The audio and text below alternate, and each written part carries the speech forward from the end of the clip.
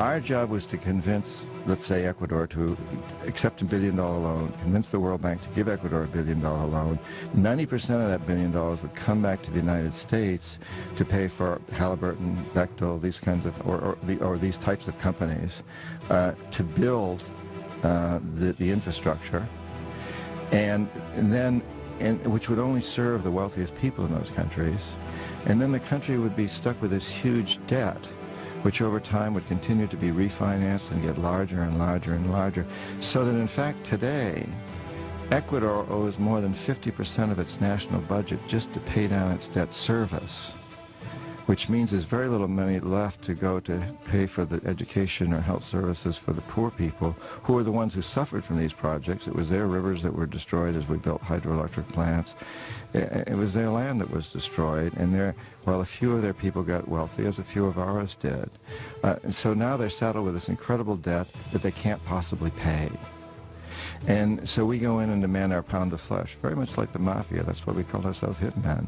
So today, for example, this is actually what's happened in Ecuador. And today, we need Ecuador's oil. We need the oil from this Amazon area where these indigenous people live that I work with as a Peace Corps volunteer.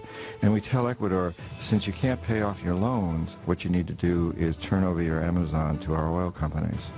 And that's what they're doing. And the indigenous people there, the ones I worked with now, have basically declared war. They said, we're not allowing these oil companies to come in. We're going to fight to the very last man if we have to. It's a terrible situation, and what it is all about is building empire.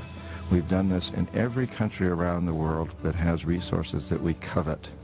Often this is oil in places like Indonesia, Nigeria, Ecuador, Venezuela, Colombia, so many different places, but sometimes it's other resources. For example, in Panama, it was the Panama Canal. And in this process, we've managed to create the largest empire in the history of the world, and we've done it largely without military might. It's been done primarily through economic hitmen like me. Now, when the economic hitmen fail, as we've done as we did in Panama with Omar Torrijos, and in Ecuador many years ago with Jaime Roldos when I was there, when we fail, the jackals are sent in. And these are CIA-sanctioned troublemakers. They will try to foment coups in a country. They'll try to overthrow the president. If they fail, if they're not able to do that, then they'll assassinate him.